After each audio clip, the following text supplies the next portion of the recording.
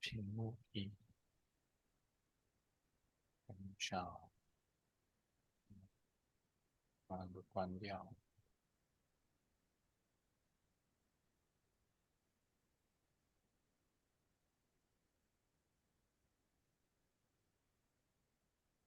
Yeah, hello guys, can you see my share screen? Yeah. Yes. Okay. Today I'm gonna go through the lab 6 part 1 to show you how our Streamlit-based app, the PY, runs on the Chrome browser. So firstly, I would like to introduce our general structure of the app. Before we do that, I want to show you guys how it runs on the browser. So all you need to do is go to the command line in our folder and start typing Streamlit run app.py .py, and there you go. And you can see it has a structure on the website. On the left side, there's a bar shows to on some version of the online instruction, it requires you to have to upload your own file here at the file uploader. However, we have modified that, so it just automatically read all the PDF file in the folder, and then start to listing here. We have asked cookbook.pdf, and then you can chat with the PDF. So here you go. First, describe the file, and you can see it's communicating with the OpenAI API, and it's gonna return some result. There you go. The file is a workspace file in Keysight Advanced Design System, blah blah blah. It has a lot of information here. Summarize the first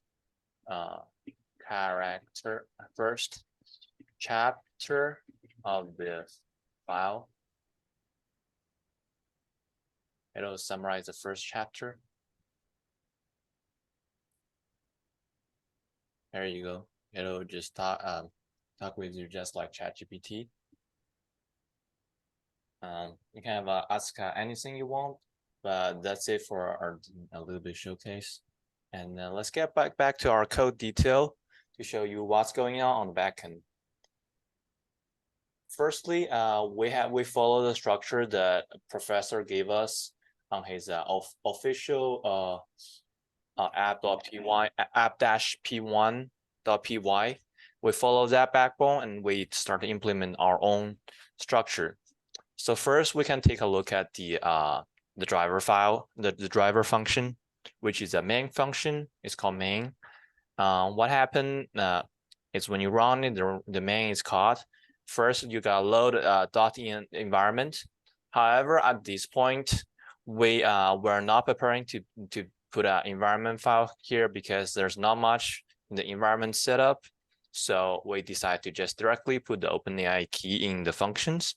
Later on, if we decide to make it more complicated, more functionality, and more duplication on the using of API key, we will consider using a dot environment file. But for now, we don't think that's necessary.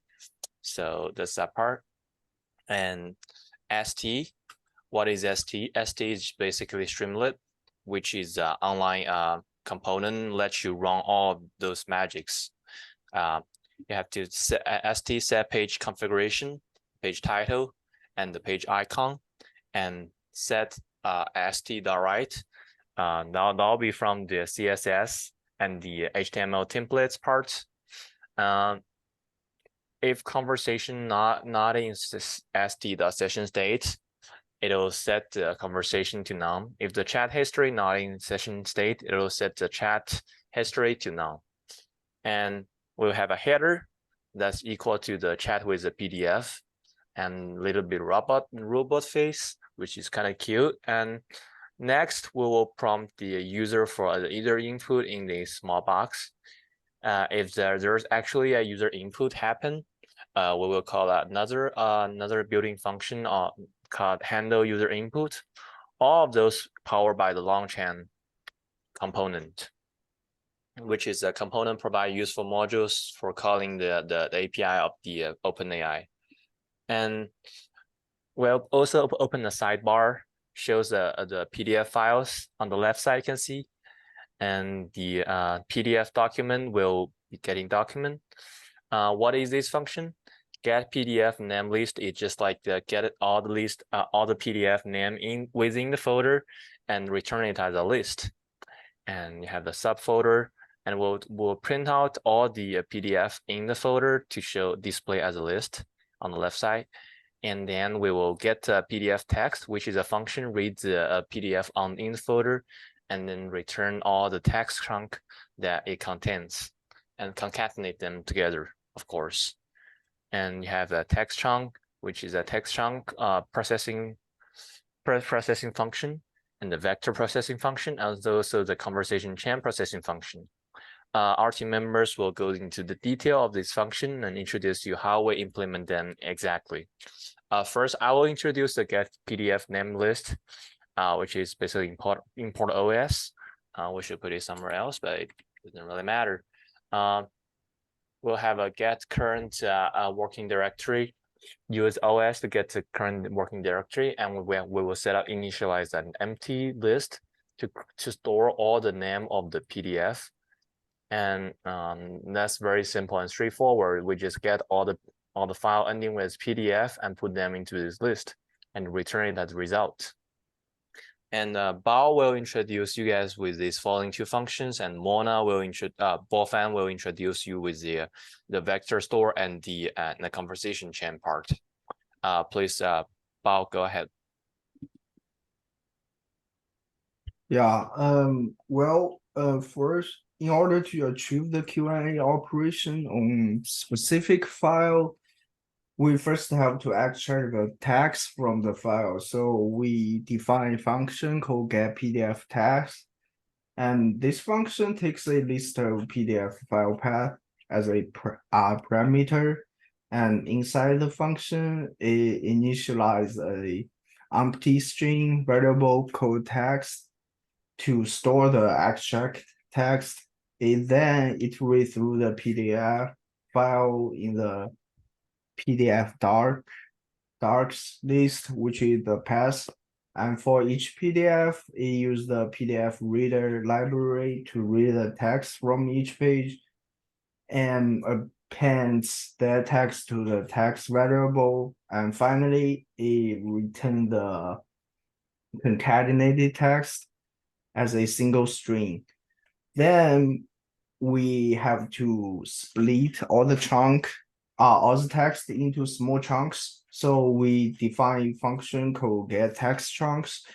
And this function also take a single parameter called text, which we extract from the file. Then we initialize a character text splitter, which from the library of the long chain. And we set up this text split with the new line character /n as the splitter, and set a chunk size of 500 characters, which means each chunk we get only contains 500 characters. Then we split a chunk overlap of 100 characters, which are between two chunks. And most got 100 characters are overlap. And then using the length function as the length function, or use the len as the length function.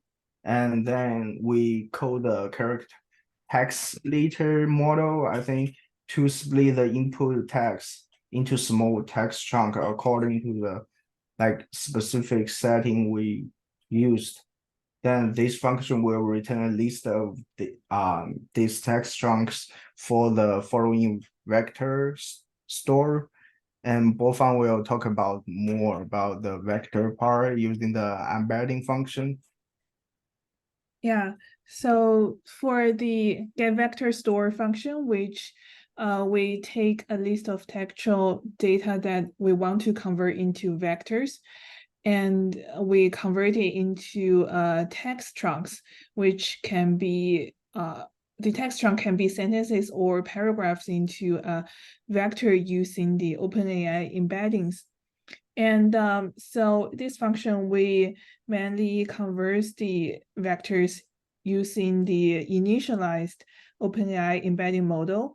And the output of this function is vector store, which contains the FAISS index of the embedded text chunks.